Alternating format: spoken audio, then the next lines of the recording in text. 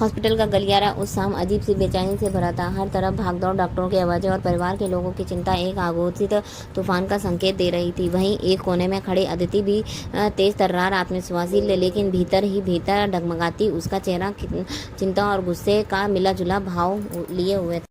मुखिया जी ने सब जेठू कहते थे दिल का दौरा पड़ने पर की वजह से आईसीयू में भर्ती हैं। परिवार का हर सदस्य परेशान है, लेकिन माहौल की गर्मी सिर्फ बीमारी की वजह से नहीं है। वहाँ एक और चेहरा है, जनक का, जो सबकी नज़रों में एक सवाल बनकर घूम रही है। जनक एक साधारण सी लड़की है, लेकिन उसकी आंखों में कुछ अलग, सम्मान, समर्पण, एक अजीब सी जिद। वह मुखिया जी के पास रहना चाहती है, जिसके उसके लिए ये सिर्फ सेवा नहीं बल्कि एक ऋण चुकाने जैसा है। पुतुल जो मुखिया की बेटी है उसे लेकर आई थी, क्योंकि जेठू बार बार उसका नाम ले रहे थे। लेकिन अदिति को जनक की मौजूदगी खटक रही है। उसके अंदर कुछ चुभ रहा है। वह समझ नहीं पा रही है कि अनजान लड़की इतने अधिकार से उनके परिवार में दायरे में क्यों खड़ी है। पुतुल दीदी, मैं कभी नहीं जाऊंगी, झनक दृढ़ स्वर में कहती है। जब तक मुखिया जी ठीक नहीं हो जाते मैं यहीं रहूंगी। अदिति जो पास में खड़ी होती है, उसका यह जवाब सुनकर बुरी तरह भड़क उठती है। ये क्या बकवास है? तुम कौन होती हो यहाँ रहने वाले? इस परिवार में तुम्हारा कोई हक नहीं है। लेकिन सनक शांत रहती है। उसका स्वर अब भी स्थिर है। मैं किसी से नहीं कुछ लेने नहीं आई, मैं सिर्फ उनका कर्ज चुकाने आई हूँ, जिन्होंने मेरे बुरे वक्त में साथ दिया। इतने में मुखिया जी जो बिस्तर पर पड़े हैं लेकिन अभी भी चेतना में है, धीमे स्वर में कहते हैं, पुतुल, जनक को रहने दो, वह रहना चाहती है तो रहने दो, इसमें क्या दिक्कत है? इस पर पूरा परिवार चुप हो जाता है, लेकिन अदिति का गुस्सा और बढ़ जाता है। उसके अंदर सवाल कुल बुलाने लगते हैं। ये लड़की आखिर है कौन? क्या सच में इतनी मासूम है जितनी दिखती है, या इसके पीछे कोई और चाल है? इधर अदिति और ऋषि के रिश्तों की गांठ और उलझ रही होती है। ऋषि एक ईमानदार पुलिस ऑफिसर है, अपनी प्रोफेशनल और पर्सनल जिंदगी के बीच में झूल रहा है। उसकी और अदिति की शादी जबरदस्ती हुई थी। जनक की शादी जबरदस्ती हुई थी, ना कोई प्रेम था, ना समझदारी। अदिति हमेशा से यह महसूस करती रही कि ऋषि ने उसके दिल को कभी स्वीकार नहीं किया। जब जनक की मौजूदगी ने हालत और बिगाड़ दिए हैं तो अदिति का गुस्सा जैसे सिर चढ़कर बोल रहा है, तुमने उस लड़की को पैसे क्यों दिए थे? अदिति गुस्से में ऋषि से पूछती है। वो बीमार थी, ऋषि थक कर कहता है। उसे इलाज के लिए मदद चाहिए थी, मैंने इंसानियत के नाते किया। इसमें गलत क्या है? इंसानियत? अदिति व्यंग करती है। या फिर कुछ और? तुम मुझे बेवकूफ़ समझते हो? अगर वो तुम्हारी ज़िंदगी से बाहर थी, अब क्यों वापस आई और जेठू से इतना सपोर्ट क्यों कर रहे हो? ऋषि चुप है, उसे समझ नहीं आता कि क्या कहे। मैंने कुछ नहीं किया अदिति, वो जेठू की मर्जी से आई है, मेरी नहीं। लेकिन अदिति अब सुनने की हालत में नहीं है। इस तनाव भरे माहौल में एक और दृश्य सबका ध्यान खींचता है। जनक जो अपने थैले के साथ अस्पताल में घूम रही थी, अचानक अदिति से टकरा जाती है। अदिति का गुस्सा फौरन फट पड़ता है। ये क्या लेकर घूम रही हो? दिखाओ। वह जनक का थैला पकड़ कर लेती है। थैला नीचे गिर जाता है और उसमें से शंखा, पौला और सिंदूर जैसी चीजें बाहर गिरती हैं। पूरा परिवार सन्न रह जाता है। अदिति के चेहरे पर अविश्वास की लहर दौड़ जाती है। ये क्या है? वो चीखती है, क्या तुम अभी भी ऋषि को अपना पति मानती हो? जनक की आंखें डबडबाई होती हैं, लेकिन उसका स्वर अब भी दृढ़ है। यह मेरा विश्वास है, मेरी शादी हुई थी, चाहे जबरदस्ती ही सही, लेकिन मैंने उसे दिल से स्वीकार किया था। यह सामान मेरे आत्मसम्मान का प्रतीक है। इसमें किसी को क्या तकलीफ? अदिति का पारा 7वें आसमान पर पहुंच जाता है। क्या तुम यहाँ मेरे परिवार में आग लगाने आई हो? मैं सिर्फ सेवा करने आई हूँ, तकलीफ देने नहीं। जनक शांत स्वर में जवाब देती है। पुतुल बीच में आती है। अदिति शांत हो जाओ, बाबा ने उसे बुलाया है। जनक की क्या गलती? लेकिन अदिति को कुछ सुनाई नहीं देता और वह वहाँ से चली जाती है। ऋषि उससे वह पीछा करता है। अदिति, मेरी बात सुनो, मैं कुछ नहीं कर रहा, यह सब जेठू की मर्जी से हो रहा है, तो फिर यह मेरी जगह क्या है? ऋषि। अदिति रुकती है, लेकिन आंखों में आंसू लिए कहती है, तुमने मुझे कभी दिल से अपनाया ही नहीं, और अब ये झनक मैं और बर्दाश्त नहीं कर सकती। इधर मुखिया जी अपने कमरे में लेटे हैं। उनकी हालत नाजुक है, लेकिन जनक के पास बैठा देखते हैं तो उसके होठों पर काफी फीकी मुस्कान आ जाती है। झनक बेटी, तुम, मुझे पता था तुम आओगी, मैं कैसे नहीं आती? जनक के आंखें भर आती हैं। आपने मुझे उस वक्त संभाला जब सबने छोड़ दिया, अब मैं आपको कभी नहीं छोड़ूंगी। मुखिया जी धीरे से कहते हैं, बेटी, मुझे नहीं पता मैं और कितने दिन जीऊँगा, लेकिन मैं चाहता हूँ कि तुम अपने पिताजी को ढूंढो। मैं वादा करता हूँ तुम्हारी मदद करूँगा। ऐसी बातें मत कहिए। जनक रोती हुई कहती है, आप जल्दी ठीक हो जाएंगे, मैं यही रहूँगी आपके पास। पुतुल आगे बढ़ती है। जनक, चलो कुछ खा लो, तुम भी थक गई होगी। नहीं दीदी, जनक मना कर देती है, मुझे भूख नहीं है, मैं यहीं बैठूंगी। इधर ऋषि की प्रोफेशनल जिंदगी में मुश्किलें भरी हुई हैं। उसके सीनियर डीजे उसे बुलाते हैं। ऋषि, तुम हमारे सबसे भरोसेमंद ऑफिसर हो, लेकिन तुम्हारी पर्सनल लाइफ अब डिपार्टमेंट की नज़र नज़र में आ गई है। ये शादी का मामला क्या है सर? वो शादी मजबूरी में हुई थी, हालात ऐसे थे कि कोई रास्ता नहीं था, लेकिन मैंने कभी भी जनक को अपनी पत्नी के रूप में स्वीकार नहीं किया। मेरी ज़िंदगी में आदती है, स्पष्ट रूप से ऋषि करता है। डीजे गंभीर होते हैं, कमेटी तुमसे ये सवाल करेगी, सस्पेंस का ट्रांसफ़र दोनों संभव है, खुद को तैयार रखो, मैं सब सच बताऊंगा सर। ऋषि का स्वर दृढ़ है, मुझे डर नहीं है।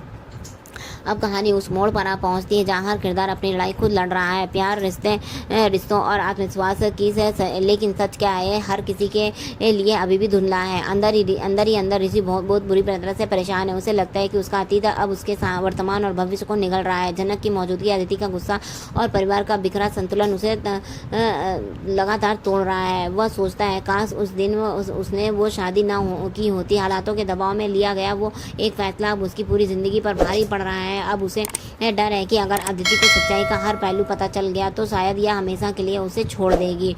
इसे उदयपुर में हॉस्पिटल में एक और ड्रामेटिक मोड़ आता है। अदिति जो गुस्से में अस्पताल से बाहर निकल रही थी, जनक से फिर एक बार टकरा जाती है। टकराव केवल शरीर को नहीं, भावनाओं और अधिकारों का भी होता है। अदिति की आंखों में गुस्से की आग। वह जनक को घूरते हुए कहती है, तुम फिर से मेरे सामने क्यों आए? तुम्हें शर्म नहीं आती? जनक, जो अब तक सहनशीलता की मिसाल बनी हुई थी, लेकिन धीरे दौड़ तौड़ में कहती है, अदिति जी, मैं आपसे कुछ भी लेने नहीं आई हूँ, मैं सिर्फ मुखिया जी के लिए आई हूँ। और हाँ, मैं गांव से हूँ, लेकिन बुद्धू नहीं, मुझे अपनी इज्जत का बचानी आती है। अदिति यह सुनते ही और भड़क जाती है, तुम्हारी हिम्मत कैसे हुई मेरे सामने इस तरह बोलने की? तुम्हें लगता है तो तुम इस घर में आकर हमारा परिवार तोड़ सकती हो? जनक का चेहरा शांत लेकिन भावनाओं में भरा था। वह जवाब देती है, मैं कुछ तोड़ने नहीं आई, मैं सिर्फ अपने कर्तव्य निभाने आई हूँ।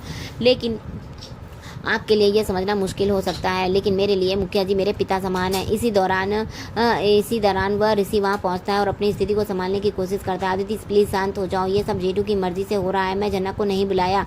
लेकिन अदिति अब किसी की भी सफाई को सुनने का तैयार नहीं है। वह चिल्लाकर कहती है, ऋषि तुम्हारी हर बात अब झूठ लगती है, मुझे कुछ नहीं सुनना, मैं यहाँ से जा रही हूँ। तभी डॉक्टर बाहर आते हैं और माहौल एकदम गंभीर हो जाता है। वह कहते हैं, मुखिया जी को नेगेटिव ब्लड ग्रुप की ज़रूरत है, बहुत ज़्यादा ब्लड लॉस हो चुका है, अगर जल्दी ब्लड नहीं मिला तो स्थिति और भी बिगड़ सकती है। यह सुनते ही जनक आगे बढ़ती है, बिना कुछ सोचे कहती है, डॉक्टर साहब मेरा ब्लड टेस्ट कर लीजिए, अगर मेरा ग्रुप मैच करता है तो मैं ब्लड दूंगी। अदिति अब तंज कसती है, वह जनक, मौका मिल गया ना तुम्हें, अब ब्लड देकर तुम जेठू की नज़रों में और बड़ी बन जाओगी। जनक चुपचाप उसकी बातें सुनती है, उसकी आंखों में गहराई से दर्द भरा झलकता है। वह जवाब देती है, मैं कुछ साबित नहीं करने आई हूँ, मैं सिर्फ एक इंसान की जान बचाना चाहती हूँ। डॉक्टर उसका ब्लड टेस्ट करते हैं और पता चलता है कि जनक का ब्लड ग्रुप मैच करता है। वह बिना किसी हिचकिचाहट के ब्लड डोनेट करती है। अब खबर पूरे परिवार में फैल जाती है। कुछ लोग हैरान है कि कुछ उसकी तारीफ करते हैं, लेकिन अदिति और कुछ अन्य सदस्य अब भी नाराज हैं। मुखिया जी की हालत अब धीरे धीरे सुधरने लगती है। तब उन्हें होश आता है। वह जनक को पास बुलाते हैं और मुस्कुराते हैं, बेटी तुमने मेरी जान बचाई, मैं तुम्हारा ये एहसान कभी नहीं भूलूंगी। जनक भावुक हो जाती है और कहती है, मुखिया जी ये कोई एहसान नहीं था, आपने मुझे बेटी की तरह अपनाया है। आज मेरा फर्ज था कि मैं आपकी मदद करूंगा। परिवार में एक अब नई बहस शुरू हो जाती है। कुछ लोग कहते हैं कि जनक को घर में रहने देना चाहिए, खास करता वह जब मुखिया जी के इतने समर्पित है, लेकिन अदिति और कुछ लोगों को इसका विरोध करते हैं। अदिति गुस्से में कहती है, ये लड़की हमारे परिवार की लक्ष्मी नहीं हो सकती, वो तो बस बाहरी है जो हमारे बीच जगह बनाने आई है। पुतुल शांत स्वर में जवाब देती है, अदिति तुम गलत समझ रही हो, जनक को इतना गलत इरादा नहीं है, वह बस बाबा की मदद करना चाहती है। लेकिन अदिति अब किसी की सुनने को तैयार नहीं। वह कहती है, मुझे फर्क नहीं पड़ता, मैं उस घर में नहीं रहूंगी जहाँ एक बाहर वाली को इतना महत्व दिया जा रहा है। ऋषि अब तक सब सुनता रहा, लेकिन अब वह चुप नहीं रह पाता। वह अदिति की तरफ देखकर साफ साफ कहता है, अदिति अब वक्त आ गया है कि मैं सच बोलूं। हाँ, मेरी शादी जनक से हुई थी, लेकिन वो मेरी मर्जी से नहीं थी, गाँव वालों की जबरदस्ती ने करवाई थी। मैंने कभी उसे अपनी पत्नी नहीं माना। मेरी जिंदगी में सिर्फ तुम और मैं सिर्फ तुम्हें चाहता हूँ। अदिति की आंखें भर आती हैं। वह धीरे से कहता है, ऋषि तुम्हारी बातें सुनने में अच्छी लगती, लेकिन मेरा भरोसा टूट चुका है। अब इस रिश्ते को आगे ले जाना मेरे लिए मुमकिन नहीं है। ऋषि उसे रोकने की कोशिश करता है, लेकिन अदिति वहाँ से चली जाती है। उसके चेहरे पर दुख और आत्मबल दोनों एक साथ झलकते हैं। वह सोचती है और वह वक्त है कि अपनी पहचान खुद बनाए, इस रिश्ते के उलझनों में अब नहीं उलझेगी। उधर मुखिया जी के पास बैठती है और धीरे से कहती है, जनक मुखिया जी, आप मुझे हमेशा बेटी की तरह प्यार कर दिया है। मैं वादा करती हूँ कि अब मैं अपने पिताजी को ढूंढूंगी और आपके इस अधूरे सपने को पूरा करूंगी।